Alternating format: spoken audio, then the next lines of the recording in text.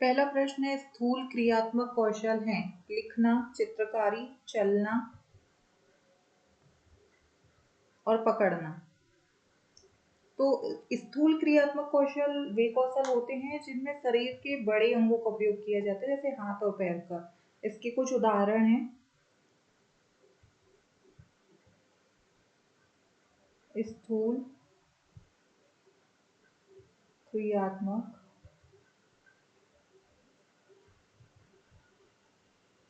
कौशल के उदाहरण,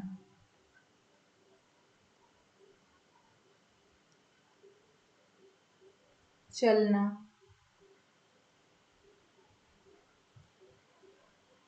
कूदना,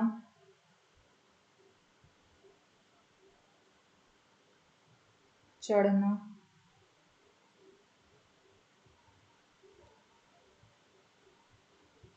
दौड़ना,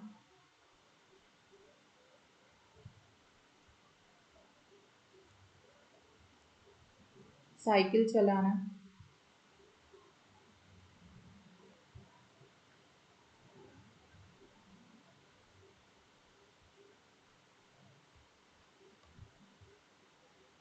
फेंकना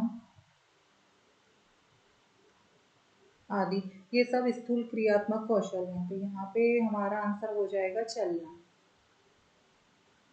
ऑप्शन सी। अगला प्रश्न है,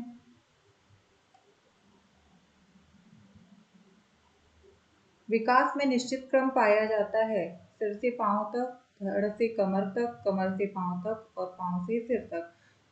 तो यहाँ पे हमारा आंसर हो जाएगा ऑप्शन ए, सिर से पांव तक। अगला प्रश्न है, विकास के निर्धारक तत्व हैं माता पिता का स्वास्थ्य, माता पिता का शैक्षणिक स्तर, परिवार का सामाजिक संबंध और परिपक्वता एवं सीखना। तो यहाँ पे हमारा आंसर हो जाएगा, विकास का जो निर्धारक तत्व है वो परिपक्वता एवं सीखना है। अगला क्वेश्चन है, दौड़ना एवं चढ़ना निम्नलिखित में से किससे संबंधित है? पावों के क्रियात्मक कौशल, हाथों का क्रियात्मक कौशल, धड़ का क्रियात्मक कौशल या शारीरिक विकास। तो दौड़ना और चढ़ना जो है वो पावों के क्रियात्मक कौशल से संबंधित है। तो हमारा आंसर हो जाएगा ऑप्शन ए। अगला प्रश्न है, वृद्धि एवं विकास एक दूसरे से अंतर संबंधित है, अंतर संबंधित और अंतर्निर्भर, विपरीत, समान और अलग अलग। तो यहाँ पे हमारा आंसर हो जाएगा ऑप्शन ए, अंतर संबंधित और अंतर्निर्भर। अगला प्रश्न, भ्रूण किसकी सहायता से मां के शरीर से जुड़ा रहता है? नाभि नाल, अपरा, रक्त कोशिकाएं और रक्त धमनी। तो यहाँ पे हमारा आंसर हो जाएगा अपरा। अगला प्रश्न है, मस्तिष्क का 75% विकास किस आयु में होता है? 2 वर्ष, 5 वर्ष, 10 वर्ष, 21 वर्ष। तो यहाँ पे हमारा आंसर हो जाएगा 5 वर्ष। कहीं कहीं किसी किसी बुक में मैंने 2 वर्ष भी पढ़ा है, तो आप अपने हिसाब से देख लीजिए। 2 वर्ष और 5 वर्ष दोनों इसका आंसर है, पर यहाँ पे 5 वर्ष दिया गया है, ऑप्शन बी। अगला प्रश्न है, चम्मच पकड़ने की क्रिया बालक सीखता है आंख एवं हाथ के समन्वय से, सामाजिक विकास से, शारीरिक विकास से, मांसपेशियों के विकास से। तो यहाँ पे हमारा आंसर हो जाएगा आंख एवं हाथ के समन्वय से, ऑप्शन ए। अगला प्रश्न है, विकास की गति एक व्यक्ति से दूसरे व्यक्ति में भिन्न होती है परंतु प्रतिरूप का डैश अनुसरण करते हैं। अव्यवस्थित, अप्रत्याशित, अनुक्रमिक एवं व्यवस्थित, पैर से सिर तक। तो यहाँ पे हमारा आंसर हो जाएगा अनुक्रमिक एवं व्यवस्थित, ऑप्शन सी। अगला प्रश्न है, सीखने के लिए किसने स्वतंत्र एवं निरंतरता को आवश्यक है? सीखने के लिए किसने स्वतंत्रता एवं निरंतरता को आवश्यक है? स्किनर, फ्रोबेल, चॉम्स्की और पियाजे। तो यहाँ पे बोल रहे हैं कि सीखने के लिए किसने स्वतंत्रता और निरंतरता को आवश्यक माना है। तो यहाँ पे हमारा आंसर हो जाएगा ऑप्शन बी, फ्रोबेल। अगला प्रश्न, भाषा अर्जन का सिद्धांत किसने दिया? तो भाषा अर्जन का सिद्धांत चॉम्स्की ने दिया। ऑप्शन ए राइट हो जाएगा। अगला प्रश्न है, बबलाना किस आयु में प्रारंभ होता है? 2 महीने, 4 महीने, 8 महीने या 12 महीने? तो जो बबलाना है वो 2 महीने में प्रारंभ होता है। Option A. अगला प्रश्न, बबलाने की क्रिया में प्रथम होता है स्वर, व्यंजन, शब्द और वाक्य। तो यहाँ पे हमारा आंसर हो जाएगा ऑप्शन ए स्वर। अगला प्रश्न है, एक विद्यार्थी अधिगम पर उसकी आर्थिक स्थिति का किस प्रकार प्रभाव पड़ता है? अमीर विद्यार्थी अधिक अधिगम करता है, गरीब विद्यार्थी कम अधिगम करता है, किसी प्रकार का प्रभाव नहीं पड़ता, गरीब विद्यार्थी अधिक अधिगम करता है। तो इससे किसी भी प्रकार का प्रभाव नहीं पड़ता। हमारा आंसर हो जाएगा ऑप्शन सी। अगला प्रश्न है, निम्न में से कौन सा विकल्प उपलब्धि में व्यक्तिगत भिन्नता का प्रतीक नहीं है? पूर्व अनुभवों में विभिन्नता, लिंग में विभिन्नता, रुचियों में विभिन्नता, पूर्व निर्देशन में विभिन्नता। तो यहाँ पे हमें प्रश्न में दिया है प्रतीक नहीं है, नहीं है बोला गया है, तो यहाँ पे हमारा आंसर हो जाएगा लिंग में विभिन्नता। Option B. अगला प्रश्न है, सीखने की प्रक्रिया में विद्यार्थी द्वारा की गई त्रुटियों के संबंध में कौन सा कथन सर्वोत्तम है? विद्यार्थी को कभी त्रुटियां नहीं करना चाहिए, तो ये गलत हो जाएगा।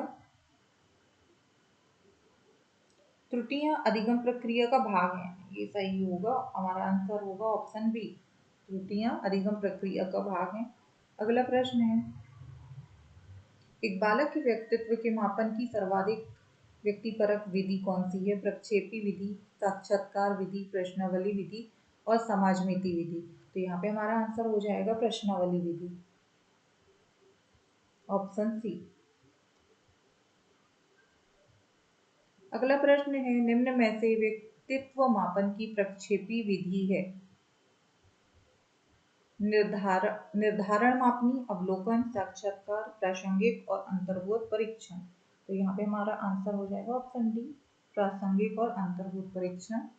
अगला प्रश्न है, निम्नलिखित में से कौन सा कारक पर्यावरण या परिवेश से संबंधित नहीं है? साथियों के समूह, समुदाय, परिवार और भावनाएं। तो पर्यावरण के परिवेश से संबंधित नहीं है कौन? भावनाएं। Option D. अगला प्रश्न,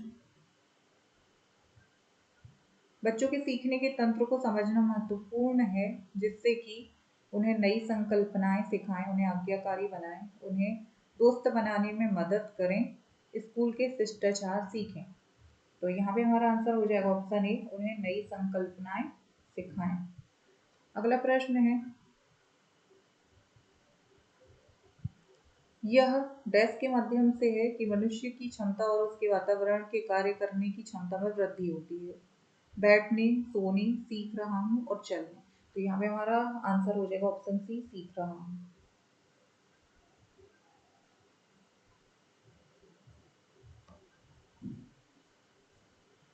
अगला प्रश्न है, शिक्षकों के लिए यह जानना महत्वपूर्ण है कि बच्चे कैसे सोचते हैं या सीखते हैं। तो यहाँ पे हमारा आंसर हो जाएगा फर्स्ट एंड सेकेंड बोथ, जो कि ऑप्शन सी में दिया है, 1 और 2 दोनों।